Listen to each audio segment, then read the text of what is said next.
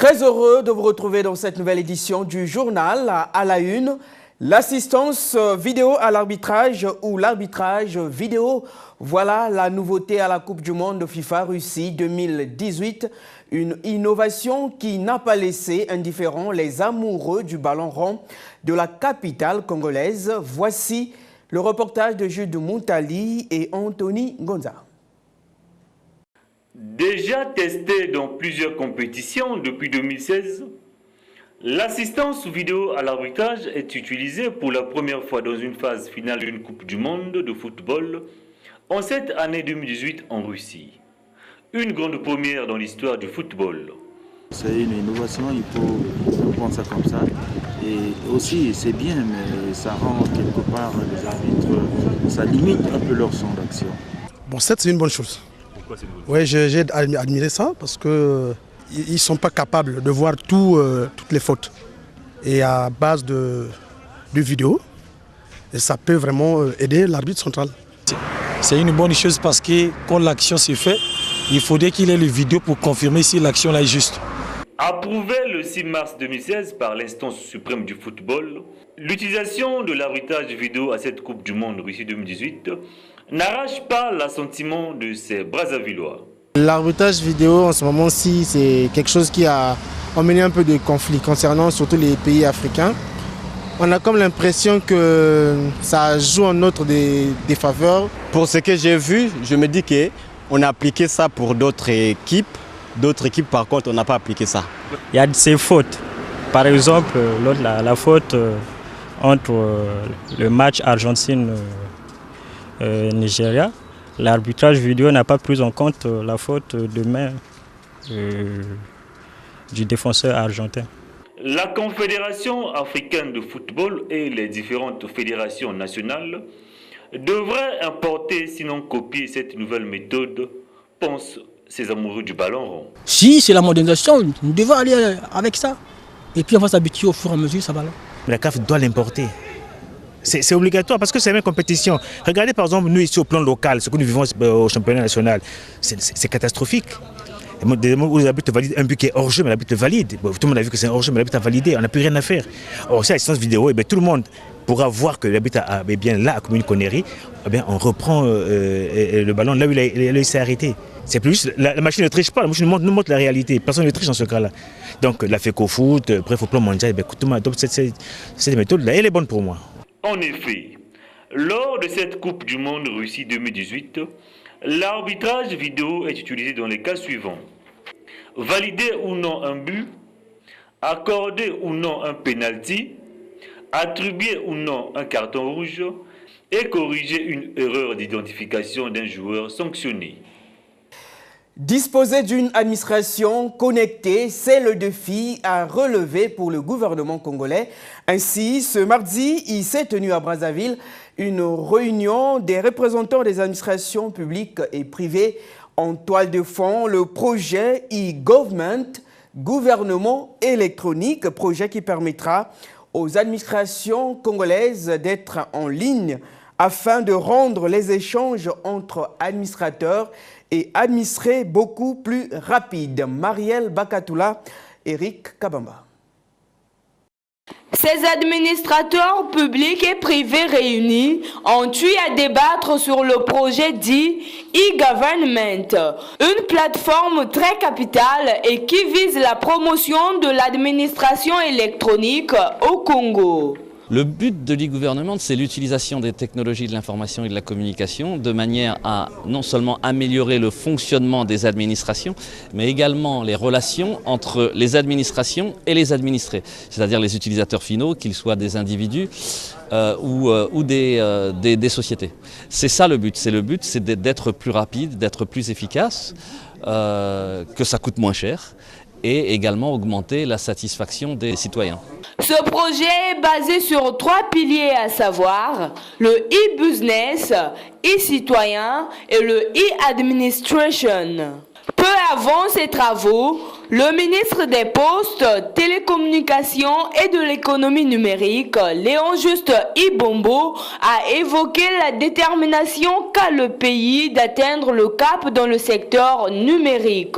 Le gouvernement de la République s'est engagé dans sa marche vers le développement, grâce notamment à l'intégration de la dimension digitale dans les usages administratifs afin de fournir le service public via l'Internet.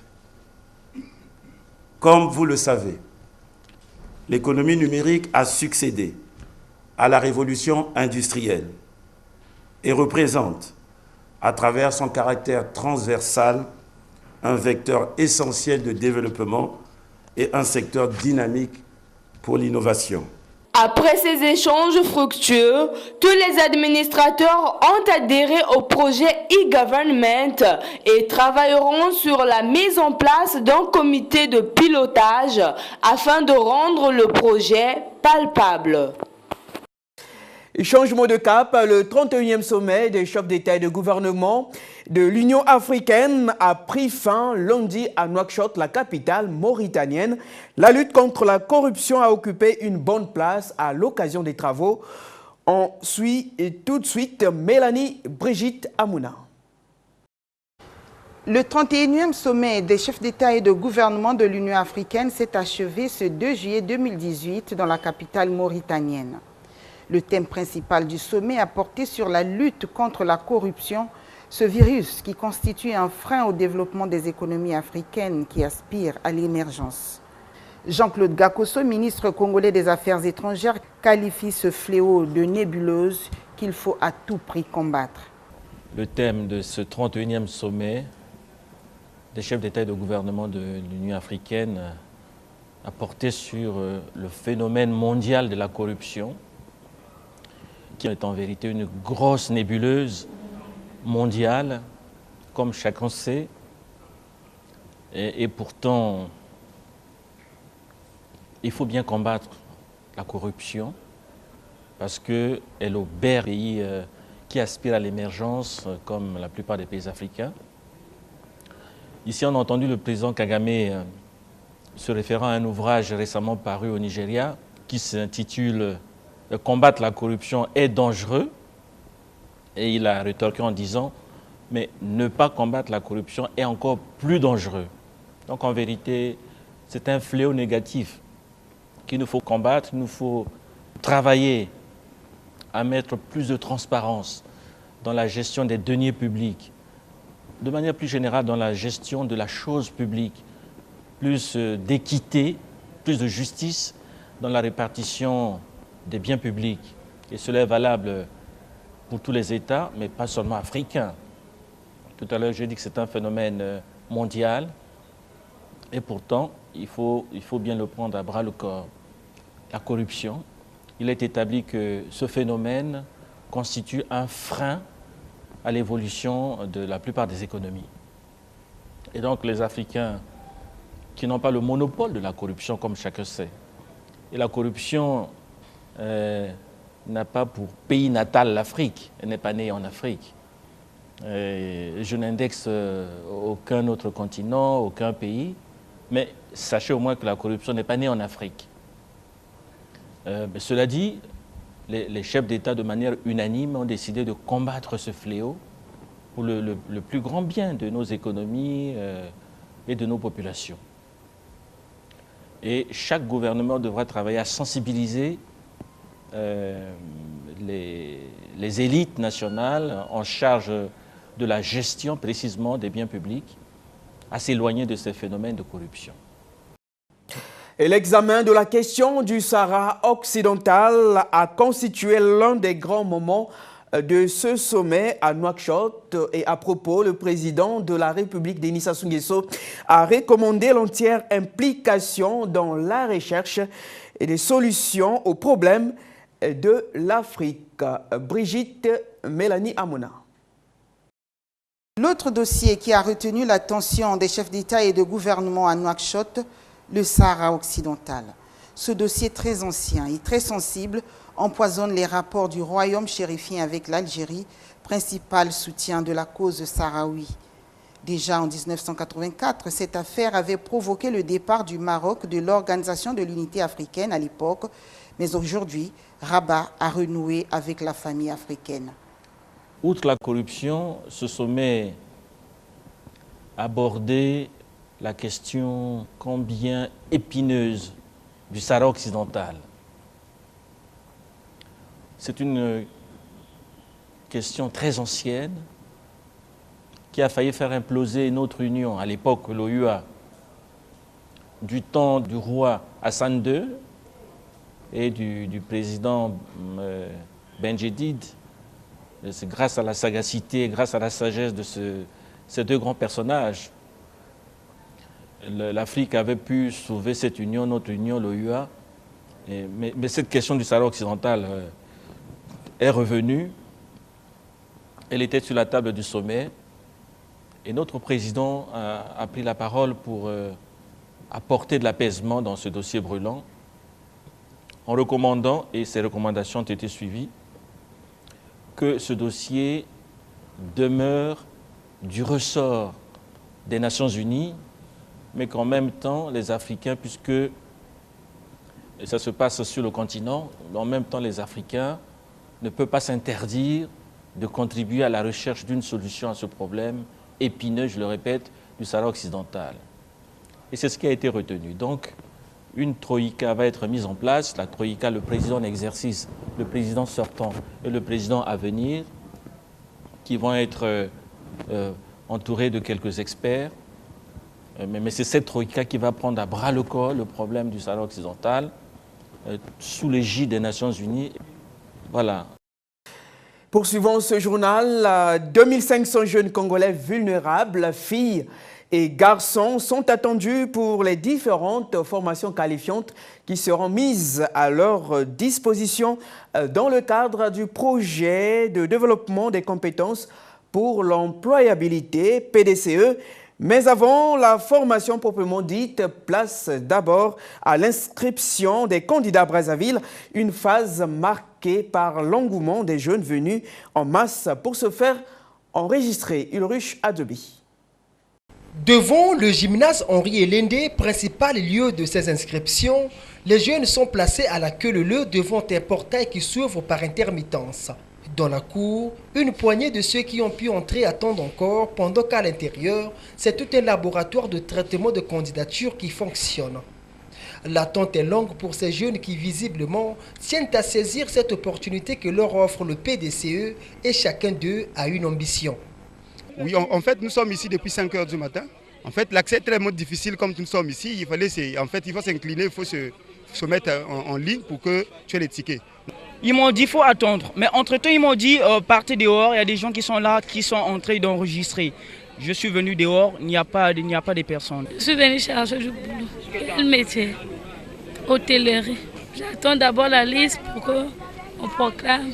Je veux rentrer. J'ai juste inséré le nom sur la liste. Donc on nous a demandé d'attendre, selon la rumeur que ceux qui ont inscrit les noms aujourd'hui passent le mercredi. Donc le mercredi c'est le jour de la clôture. On se demande est-ce qu'on va nous aussi recevoir. Donc voilà pourquoi on essaie de patienter. Patience, c'est la seule arme dont il faut avoir pour être reçu. Devant l'entrée, le service de sécurité tente d'éclairer une foule plutôt grandissante. Vous je dis bien, revenez mercredi, je vais parler combien de fois. Le projet de développement des compétences pour l'employabilité vise à former 2500 jeunes vulnérables à Brazzaville et à Pointe-Noire afin de faire d'eux des candidats à l'emploi. Le gouvernement de la République a décidé de mettre en place le PDCE pour former ces jeunes à des métiers. Bon, nous sommes en train d'enrôler les jeunes pour voir s'ils sont éligibles ou pas, parce que la précarité fait que même les gens qui ne sont pas dans la tranche d'âge que nous avons citée, entre 16 et 30 ans, viennent se faire inscrire. Après, nous allons nettoyer le fichier pour avoir des jeunes éligibles. Brazzaville compte 2 sous-composantes. La 1.1 qui vise la formation qualifiante pour les jeunes âgés de 17 à 30 ans du niveau 3e et terminal sans bac ayant décroché les études, et la sous-composante 1.3 regroupant les jeunes de 16 à 24 ans, soit du niveau primaire jusqu'en 3e sans BEPC pour l'apprentissage auprès des maîtres artisans. Lundi, c'était le démarrage sur l'ensemble du territoire national des épreuves pratiques de l'éducation physique et sportive du brevet d'études du premier cycle BPC. Et lundi, notre équipe de reportage a sillonné quelques centres retenus à Brazzaville. Voici le reportage de Jude Moutali et Iloche Adebi. Après le premier tour consacré aux épreuves écrites du brevet d'études du premier cycle BPC, place ce lundi au déroulement des épreuves pratiques d'éducation physique et sportive. La gymnastique, la vitesse et le lancer de poids, ce sont là les 3 disciplines auxquelles les candidats sont soumis. Je vais faire la gymnastique. Là, je passe à lancer du poids. Oui, j'ai fait la vitesse. Quel chrono? 11. L'autre, la course. La course? Oui. Tu fais quel chrono? 12. Françoise Pombou, chef de centre adjointe au centre du stade annexe Alphonse Massamba Débat, parle du déroulement des épreuves dans ce site. Le déroulement des épreuves se passe tel que vous voyez, dans le calme. Nous avons commencé par la course de vitesse. Et là, vous voyez les enfants qui sont placés en atelier. Nous avons lancé la gymnastique et on va terminer avec le lancer de poids. Le premier jour, ça se passe toujours ainsi. Hein. Il y a un petit décalage. Au lieu de les candidats se présentent toujours à partir de 8h dans des centres. Et nous avons lancé les épreuves à partir de 8h30.